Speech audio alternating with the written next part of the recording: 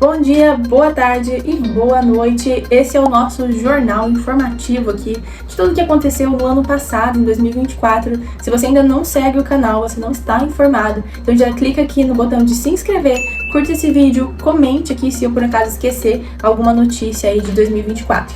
Inclusive já saiu um vídeo aqui no canal contando um pouquinho do que aconteceu em 2024 até junho do ano passado. Eu tive que dividir esse vídeo em duas partes. Então, se você não assistiu o primeiro, pausa aqui, assiste ao comecinho do ano e aí volta aqui pro segundo semestre. Vamos lá? O segundo semestre de 2024 veio com muita bomba por aí, já começando com o Neil Gaiman sendo acusado por duas mulheres. As acusações eram de abuso sexual. E aí, logo depois desse anúncio, levantou-se a suspeita na internet se isso seria uma ação tentando derrubar o autor. Mas a gente viu que não, porque o caso foi tomando mais forma, Hoje, aqui em janeiro de 2025, ele foi acusado por abuso sexual por funcionárias e fãs. Ao total, são 8 mulheres que sofreram agressão sexual. Isso entre os anos 1986 a 2022. O Neil Gaiman é um autor de contos, romances e roteiros. Suas obras mais populares são Coraline e Sandman. Ambas chegaram a ganhar adaptações, inclusive a Netflix tirou do ar o Sandman, Todas essas mulheres estavam na faixa dos 20 anos. E a mais nova tinha 18. O artigo foi apurado e publicado pela revista norte-americana Vulture. Segundo a revista, a apuração foi feita com base na entrevista com essas 8 mulheres, análise de mensagem de textos para amigos, troca de mensagens com o próprio autor e documentos obtidos com a polícia. Duas das supostas vítimas trabalhavam para ele e as outras seriam suas fãs. Segundo os relatos, o Neil Gaiman forçava as vítimas a ter relações por meio do BDSM. As mulheres alegam que o consentimento e as atividades específicas não foram discutidas e acordadas antes de acontecerem. Sem consentimento não rola, gente? Outra notícia triste aqui de julho foi a Casa Warner que pegou fogo, Essa exposição ficava no Shopping Nova América, no Rio de Janeiro. Pegou fogo na madrugada de 9 de julho.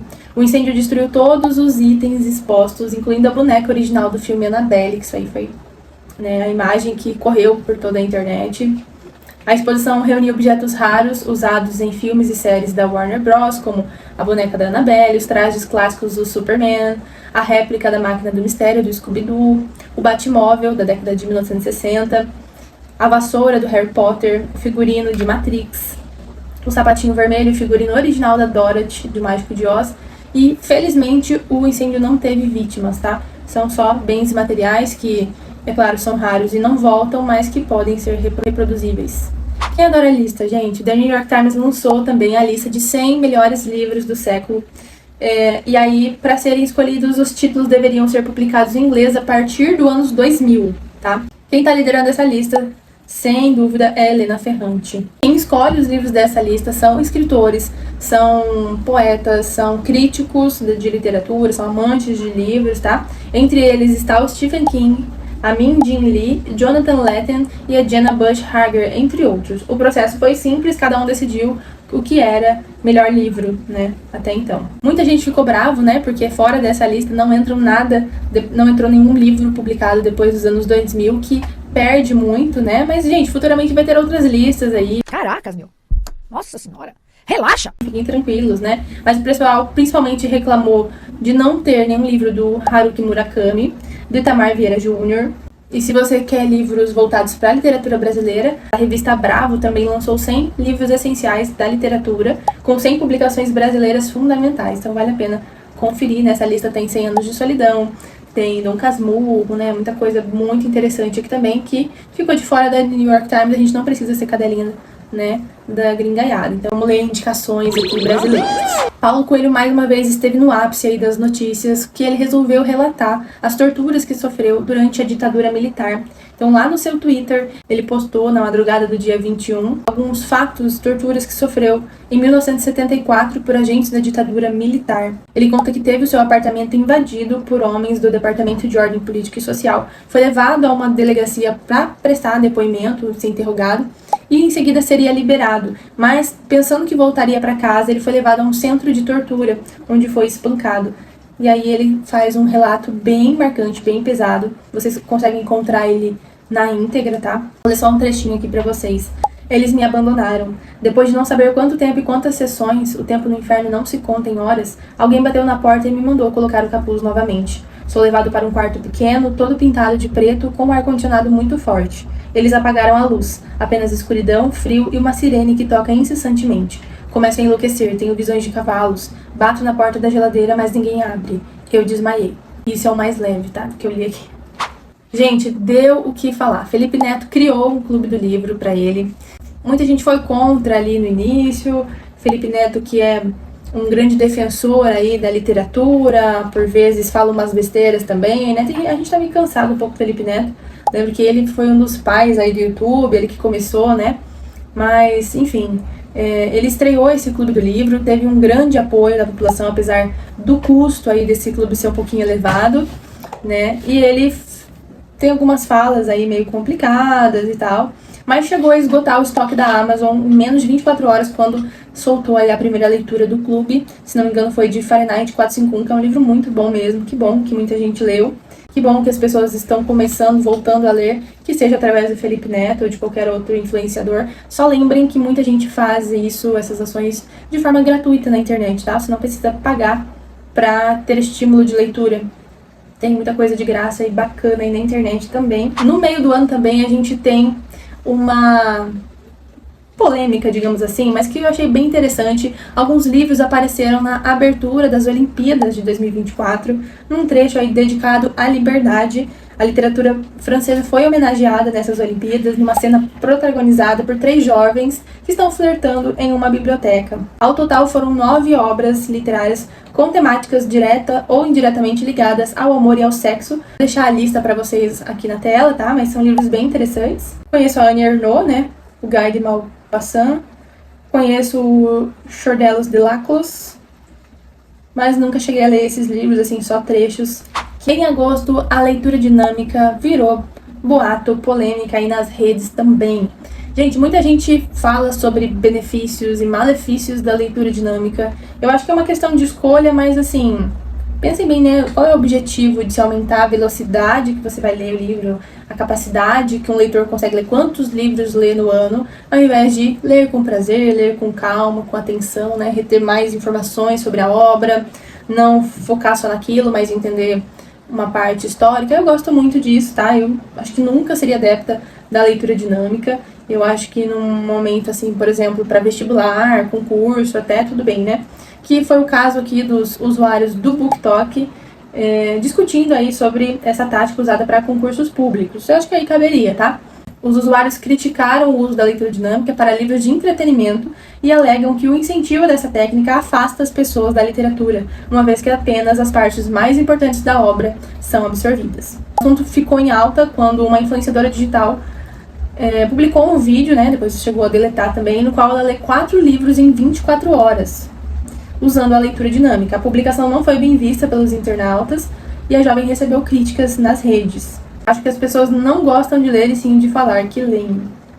Ixi, só de ouvir falar, dá até um arrepio, cê é louco. Muito que bem feito, Bolsonaro já está sendo retratado aí em livros didáticos nas escolas da Noruega como um dos maiores negacionistas do coronavírus no mundo.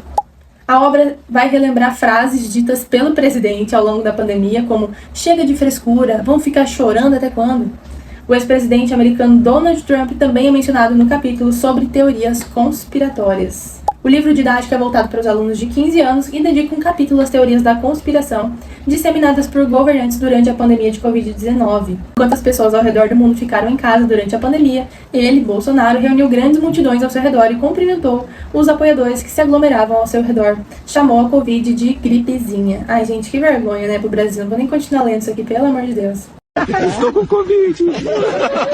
Agora, gente, só pra descontrair, tá? Um homem invadiu um apartamento e foi preso por isso. Mas ele não só invadiu esse apartamento pra roubar, mas parou pra ler um livro. Afinal, né, já tava ali mesmo, uma estante muito bonita, cheia de livros interessantes.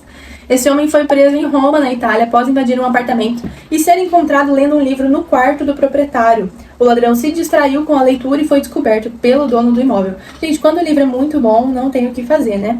Ele entrou no apartamento pela varanda, tá? Esses são os detalhes aqui do crime. E se sentou no sofá para ler o livro. O proprietário do imóvel é um idoso de 71 anos, que acordou e se deparou com o ladrão lendo o livro. Imagina a reação desse senhor, né?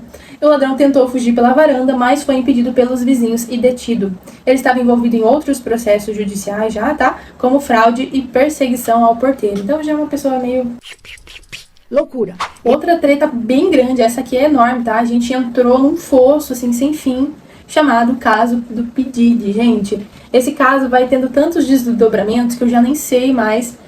Hoje, pra falar pra vocês, eu preciso de um resumo aqui, porque eu nem lembro tanto de coisa que esse homem já foi acusado.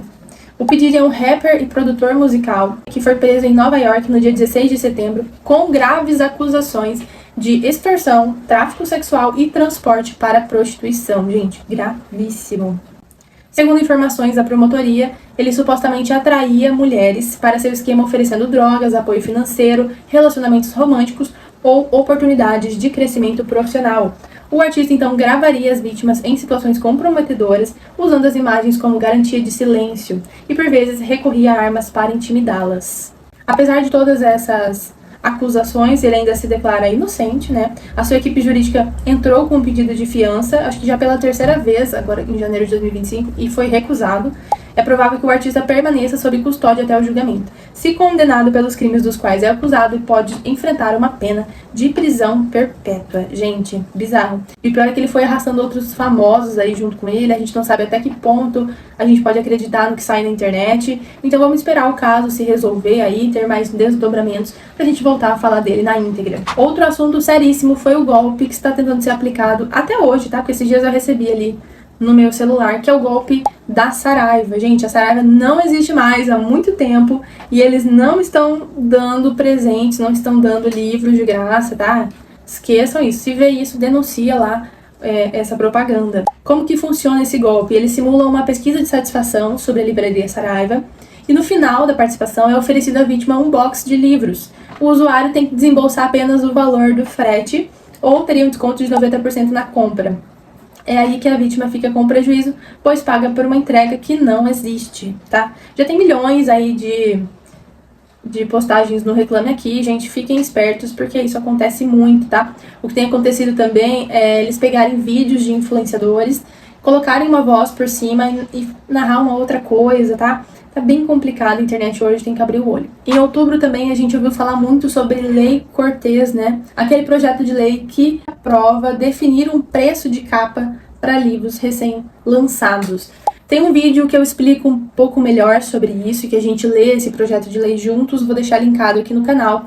Mas, olha, causou muito burburinho na internet. O projeto que estabelece esse preço fixo para livros no Brasil tem o objetivo de incentivar a bibliodiversidade e a concorrência justa no mercado editorial.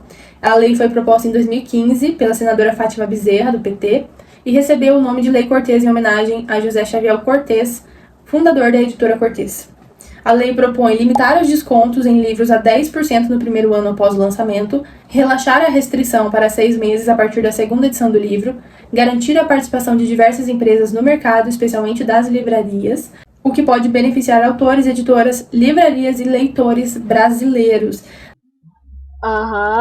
Sim. Na verdade, se você assistir esse vídeo, vou deixar linkado aqui em cima, você vai entender um pouco melhor sobre isso, tá? Porque essa lei, ela tá priorizando, na verdade, beneficiar apenas as livrarias, tá? E não editoras, e não leitores, e não a Amazon, nenhum desses sites aí que vendem muitos livros e a preços mais, né, em conta para a população. Falando de coisa boa, a gente tem aí o Prêmio Nobel, que aconteceu no dia 10 de outubro de 2024 e premiou como vencedora a Han Kang, escritora sul-coreana. A Han Kang, que é a primeira sul-coreana a receber o Nobel de Literatura. A autora é conhecida por sua prosa poética, que aborda temas como a opressão patriarcal e a violência histórica. Então, entre as obras mais famosas, A Vegetariana, de 2007, Atos Humanos, de 2021 e o Livro Branco, recém-lançado em 2023. O Comitê do Nobel destacou que a prosa de Han Kang expõe a fragilidade da vida humana e confronta traumas históricos. Vale a pena ser lido? Tem gente que fala que é bem 880 os livros dela, tá? Ou gosta ou odeia. Voltando aqui pro Brasil, infelizmente, a gente tem uma pesquisa que revelou que os brasileiros estão lendo cada vez menos, gente. Isso é verdade.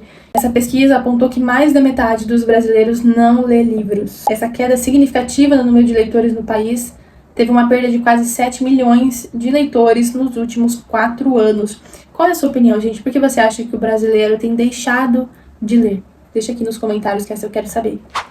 Quase finalizando o ano, o TikTok resolveu abrir uma livraria lá na Avenida Paulista, em São Paulo, e distribuiu mais de 100 mil exemplares de livros, tá? Em contrapartida a essa pesquisa aí que brasileiro não lê, né? Eles fizeram essa ação temporária que aconteceu entre os dias 11 e 17 de dezembro para celebrar obras que fizeram sucesso na comunidade BookTok Brasil, é uma das maiores do TikTok, né? A livraria ficaria localizada no Conjunto Nacional, na Avenida Paulista, e funcionava todos os dias. Para participar, os interessados tinham que ter mais de 13 anos e realizarem um cadastro presencial ao chegar no local.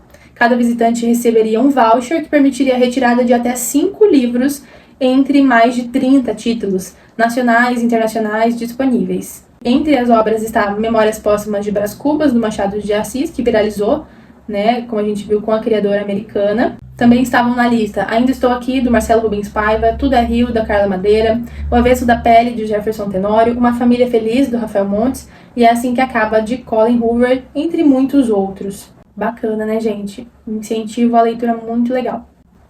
E finalizamos o jornal de hoje com uma notícia maravilhosa. A Divina Comédia vai ganhar uma extensão, pode esperar, porque 2 páginas da primeira edição da Divina Comédia foram encontradas na Itália, em dezembro de 2024. O achado aconteceu durante a transferência de arquivos no Arquivo de Estado de La Spezia, na região da Ligúria. A descoberta é considerada uma descoberta histórica e um tesouro de valor inestimável. As páginas pertencem a uma das edições mais raras da obra, impressas logo após a morte de Dante Alighieri. A Divina Comédia é um poema épico escrito por Dante no século XIV. A obra é dividida em 3 partes: Inferno, Purgatório e Paraíso.